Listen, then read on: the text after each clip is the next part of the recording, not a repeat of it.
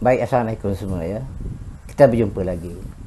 Saya Hans atau Nazli Hamzah ya. Okay. Kita sekarang ni berada dalam studio kecil saya ni. Jadi episod kali ni saya nak cuba bawa semua peminat-peminat saya dan follower-follower saya ke satu episod yang berkaitan dengan cara melukis portrait ya, cara melukis portrait. Apakah tips-tips yang perlu kita ketahui ya? Cara-cara kita nak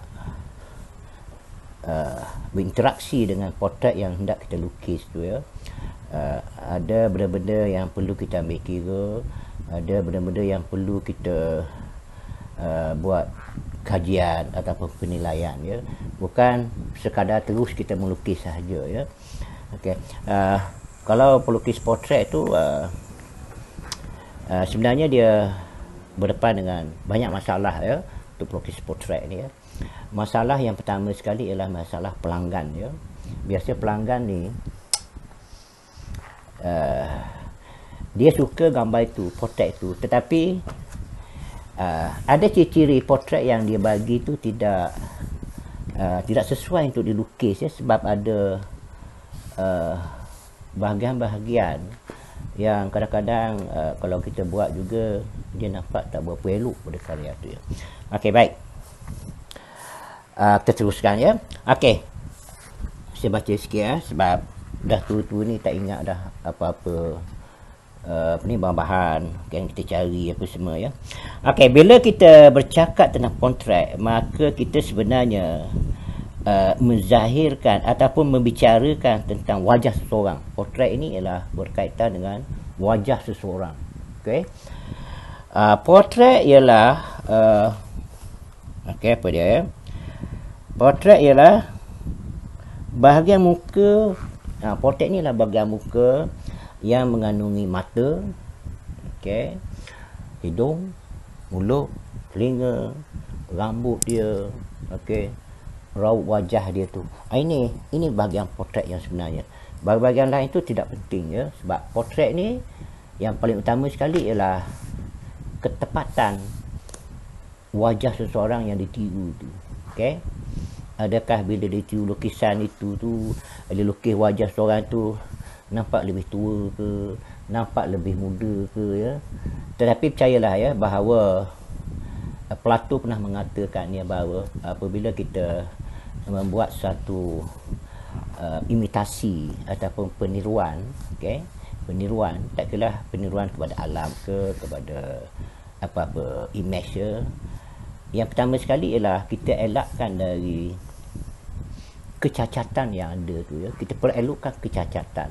Contoh yang paling tepat sekali ya, katakanlah beberapa bukan kecacatan dia panggil, beberapa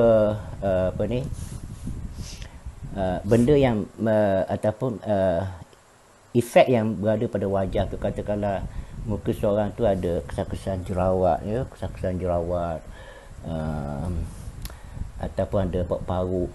Jadi kalau boleh kita tak buatlah benda tu ya, faham? Kita elakkan ya. Kalau kita buat apa, kita nampak benda tu tidak berapa jelas ya. Itu yang Plato pesan ya, iaitu bila kita meniru, kita harus menjadikannya lebih cantik dan lebih indah daripada apa yang ditiru. Okey. Jadi antara tips-tipsnya ya. Okey, kalau kita nak lukis ni wajah portrait seorang ni, yang pertama sekali ialah kita kaji dahulu kesesuaian pencahayaan kepada portrait yang diberi tu ya, wajah seseorang yang diberi tu. Kita kaji dulu, kita tengok dulu. Kadang-kadang ada pelanggan tu dia hantar gambar tu, kita tak tahu mana punca cahaya, semua terang, pucat, putih muka, macam pakai bedak tabluk ya, faham? Tak nampak mana gelap mana cerah. Tu okey. Jadi pesan kepada pelanggan, hantar sebuah portrait yang ada satu sumber cahaya, sama ada datang sebelah kanan ke atau datang sebelah kiri ke. Kalau dari depan tu, elakkan daripada depan. Kalau daripada atas, elakkan daripada atas. Sebab cahaya ni Kalau dia pelik ya, kalau cahaya ni di atas sebelah atas, katakanlah gambar tu dia ambil pada pukul 12 tengah hari ya, faham? Nak tahu macam mana berlaku ya, pada wajah kita. Hidung kita yang mancung ni, bayang dia tu akan jatuh di atas bibir, pelipis bibir di bawah ni ya. Nampak stepek macam misal Hitler, hitam, faham? Jatuh tadi. Okey.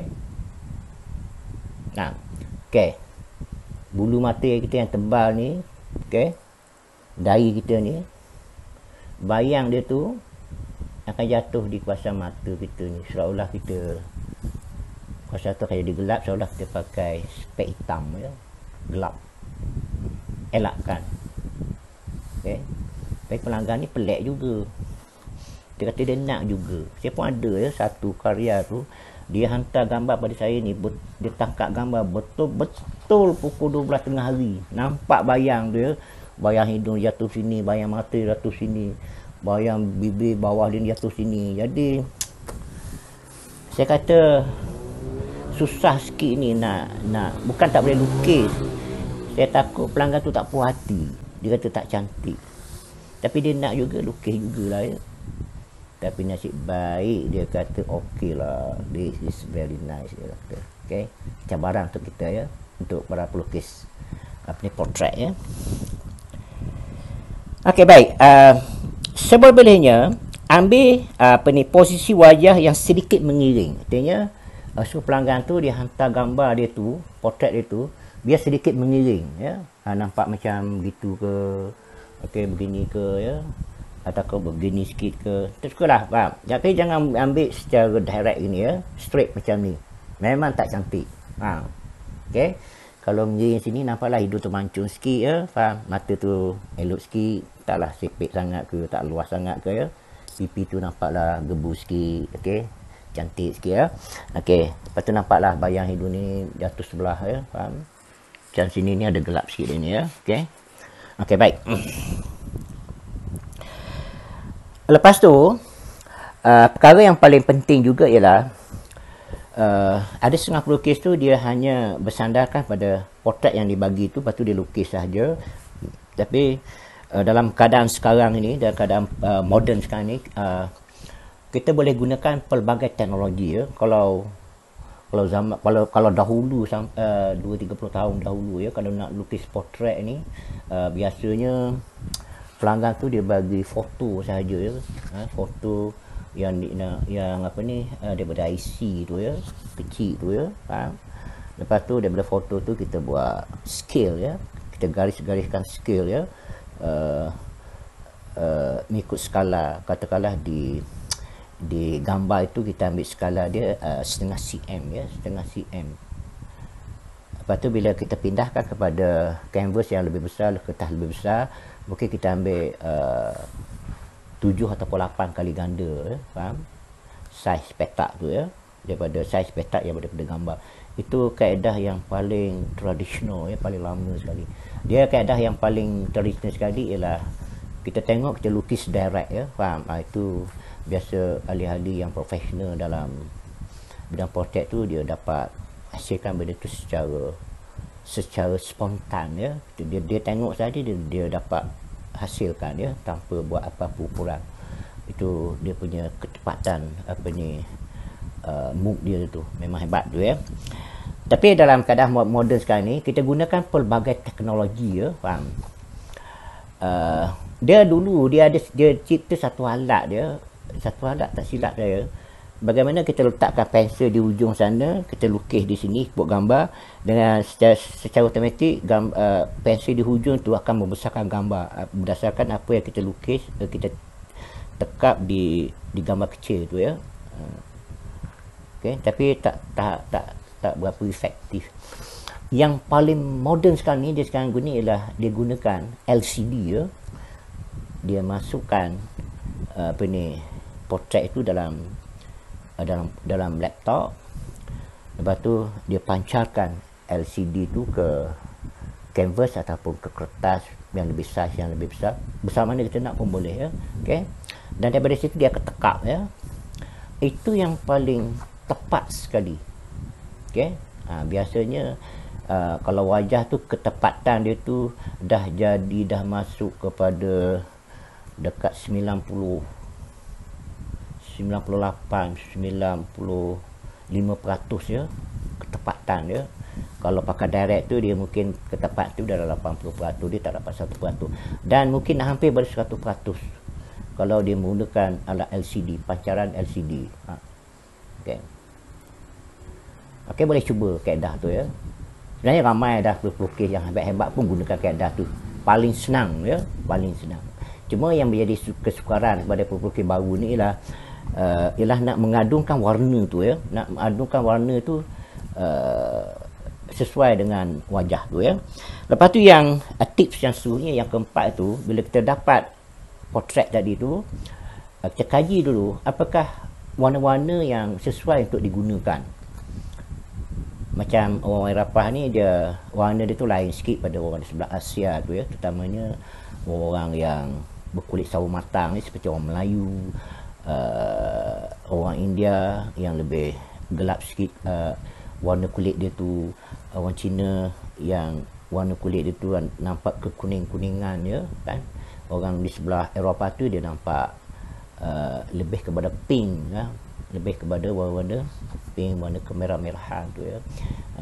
Jadi dalam apa yang ada dalam YouTube, how to paint skin of the how to paint the skin color, dia banyak bersandarkan kepada di sebelah Eropah. Jadi di sebelah Asia ni biasanya dia banyak menggunakan warna coklat, warna yellow ochre, dia banyak menggunakan warna orange ya. Lepas tu adalah sikit warna-warna yang cerah-cerah sikit ya, faham? Tapi dia tak sama warna kulit. Tapi kena study lah dulu ya. Kita tak naklah bila kita lukis orang Asia ni, kulit itu macam orang Eropah. Tapi jadi dia tak nampak apa ni, pure lah benda tu ya. Jadi kita nak warna asal kulit kita. Okay? Macam ni kira okey lah ya, bukanlah macam Mak Saleh sangat ni ya. Faham? Dia lah sikit-sikit ya. Faham? Tapi tak apalah, wajah saya sendiri tak ada kisah lah ya. Saya nak buat macam mana pun. Itu saya punya pasal lah ya. Okey, baik. Jadi itulah beberapa tips tentang apa ni, melukis potret. Saya ni sebenarnya bukanlah seorang yang pakar sangat dalam bidang potret, okay? Tetapi saya boleh buat potret, boleh melukis potret, dan saya pun banyak menerima tempatan potret, terutamanya daripada orang kenamaan ya. Okay? Biasa potret saya lukis ni saya ambil masa dalam dalam 2 minggu lah ya, 2 minggu lebih. Kadang-kadang kalau satu wajah itu saja dalam satu gambar tu dalam 2 minggu lah ya, 2 minggu bolehlah siap ya. Potret sebenarnya cepat buat ya. Okey, cuma yang paling penting sekali ya ketepatan. Baik, sebenarnya saya tak berapa gemar sangat melukis potret ni, sebab pada saya melukis potret tu seolah-olah dia mengikat kita ya, mengikat kita daripada rupa wajah seorang tu. Okey, kalau lukis potret mesti muka dia. Okey, mesti itu yang syarat utama dia. Jadi dia mengikat kita. Jadi benda itulah saya tak minat tu, faham? Benda yang mengikat kita, yang apa ni, yang tak bebas kita nak buat sesuatu mengikut kehendak kita. Okey. Tapi walau macam mana pun seorang pelukis tu dia nak cari makan juga ya. Okey. Tak ada job, susah juga ya. Jadi lukislah juga walau macam mana pun. Jadi melukis potret dari saya episod kali ini, saya menggunakan bahan cat minyak ya. Okey. Dan apa yang saya tunjuk dalam time lapse lukisan itu adalah lukisan saya buat secara santai sahaja ya. Itu asas sahaja. Kalau nak lukis secara betul-betul, dia tak ambil masa yang pendek. Biasa yang saya buat dalam episod kali ini, saya hanya mengambil masa dalam 8 jam sahaja ya. 4 jam hari pertama, lepas tu 4 jam hari kedua, kecil sahaja, saiz 1,5 kali 1,5 ya. Ini saya tunjukkan ya. Ni ini adalah wajah peminat-peminat saya, follower saya yang minta saya lukis wajah dia siapa tak apalah saya lukis lah ya, faham. Nak bayar saya, bayarlah macam mana pun, tak nak bayar pun tak apa, okey. Okey, ni saya ambil dalam masa 4 jam saja ya. Jadi ada sebenarnya banyak kekurangan, boleh lagi diperbaikikan lagi ya. Okay. Baik, jadi kepada pelukis portret di tanah air kita ni, terutamanya pada orang baru, pelukis baru yang cuba nak menciburkan diri dalam melukis portret ni, yang pertama sekali kita kena tahu ya, kekuatan kita ke mana menggunakan bahan. Adakah kita kekuatan kita kepada menggunakan pensel, caku, yang black and white ya, ataupun kita kekuatan kita kepada warna. Dan warna pula tengok, kalau kekuatan kita kepada cat minyak, kita buat dengan cat minyak. Kalau kekuatan kita pada cat air, kita teruskan dengan cat air. Itu juga dengan akrilik ya. Jadi saya tak tetapkan bagaimana nak menggunakan apa ni cat apa ni, bukan saya nak promote bahawa cat minyak ni baik, tak ya. Okey, dia atas pelukis masing-masing dia. Jadi saya gunakan cat minyak ni, okey, ni cat minyak, okey, dalam masa 8 jam saja. Okey, saya ambil. Lepas tu kepada yang nak mencuba cat minyak, bolehlah gunakan kaedah-kaedah yang saya gunakan dalam time lapse. Baik, itu saja, sekian, terima kasih. Wassalamualaikum warahmatullahi wabarakatuh.